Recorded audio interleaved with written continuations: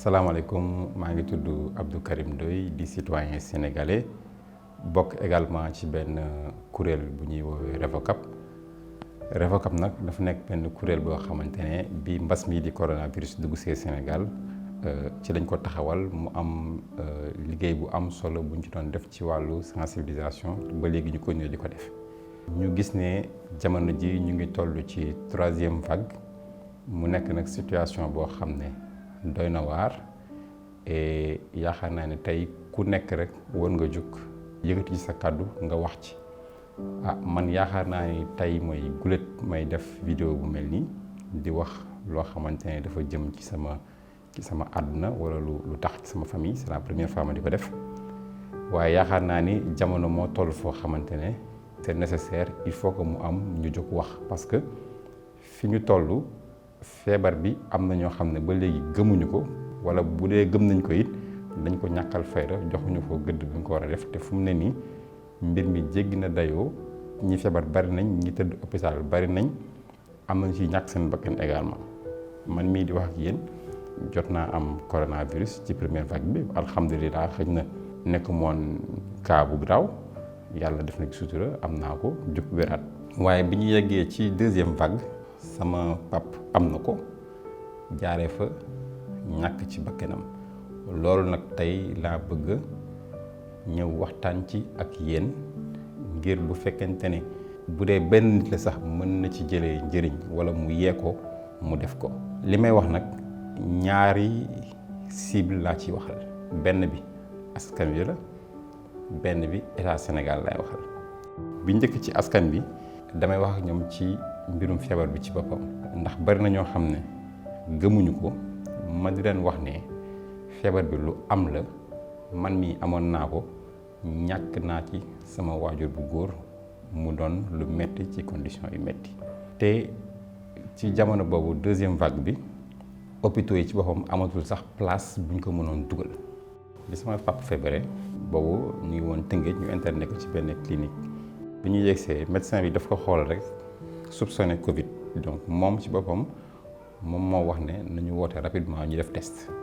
bi gars yi ñëwee def test il s'est avéré que le test était positif donc boobu déjà pas bi commencé na am problème respiration alors foofu on a cherché nag à l'évacuer ci benn centre ci benn CTE pour mën ko jël en charge donc fu ñu wootee muy Dalal Jàmm di Fann même ba Thiès fu ñu woote ñu ne place amul bi ñu wootee Thiès dañ ñu ne amuñu oxygène booba li may wax ni ci 2e vague bi ma demee ba ñu woote fu ne mënuñu am place ma woo benn médecin laaj ko est-ce que am na une clinique privée boo xam ne mën na ko jël en charge peut-être le temps ñu mën a am place ci centre de traitement yi ci CTE yi mu orienté ma ci benn clinique fii Dakar biñ ko transféré Dakar boobu commencé na sonn dafa yegg si rek dugg en réanimation clinique boobu mu def 2 jours bi mu defee 2 jours gars yi wooñu ne am nañu place ne dañ koy ñëw jël si bi ñu yegsee ba ci clinique pour jël si ko fiñ toog foofu gars yi woowaat leen ne leen place bi joxe nañ ko noonu la ñu wàññeeku waatee dem ñu bàyyiwaat ko fa beneen jour biñ ko fa bàyyee ba le lendemain fekk boobu maa ngi doon jokkoo ak major hôpital Fann vraiment ma koy jaajëfal di ko remercier parce que vraiment lépp lu mu mënoon def na ko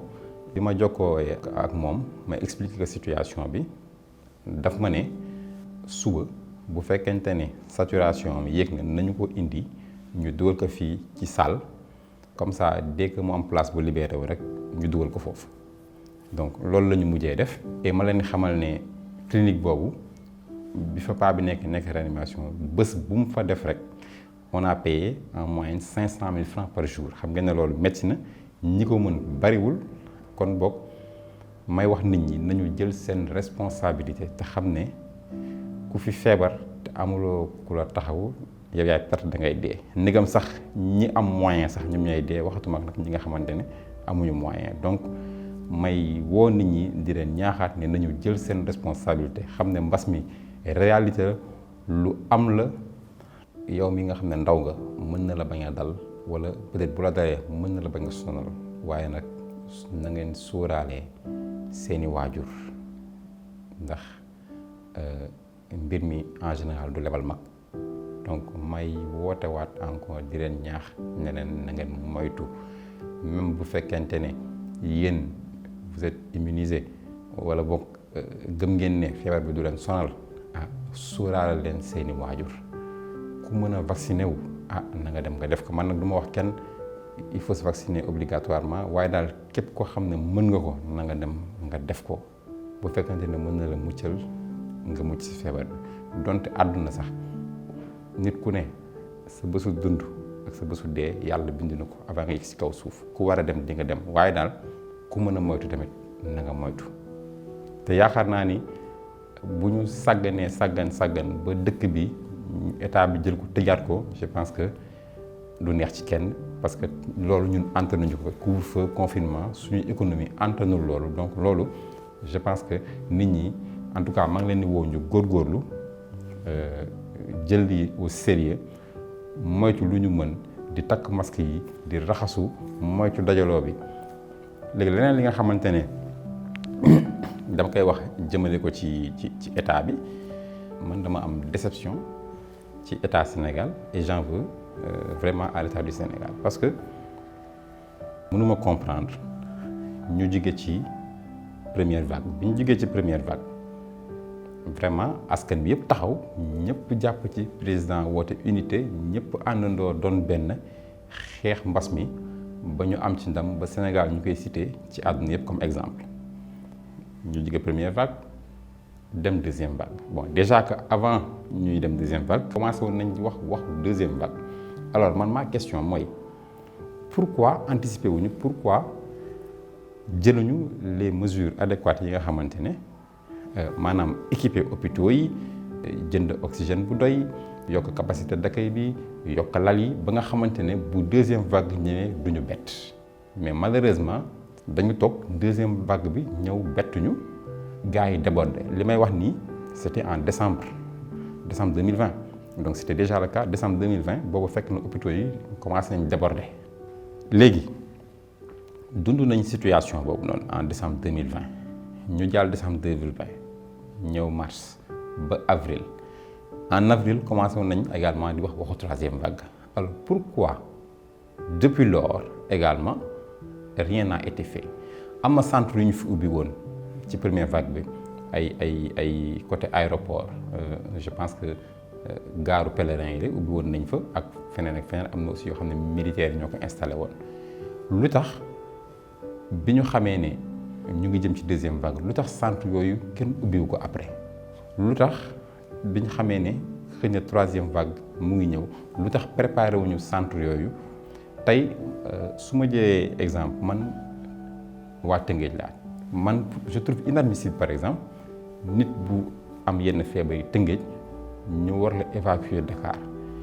Tëngéej y a un hôpital bu fa nekk muy Youssou Mbargane hôpital Youssou Mbargane boo fa demee da ngay rus vraiment ce n'est même pas digne d'un district sanitaire waxuma ak hôpital. bi Covid bi ñëwee nee nañu dañu dégager fonds Covid dépenser ay milliards. jënd ay ceeb ak yu kenn xamul mais tey la question qu'il faut se poser mooy ana ceeb bi rees na ceeb fajul feebar Sénégal nag tàmm nañ lu xew ceeb inondation ceeb Covid ceeb problème bu am ceeb élection ceeb il faut qu'on soit sérieux ñuy jël les choses au sérieux alal bi ñu koy dugal fañ ko war a dugal gérer ko nañu ko war a gérer c'est ça la vérité. tey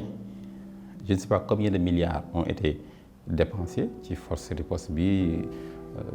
jënd ceeb fii maye nañ fii xaw ma dañ joxe fii sàngam mais tey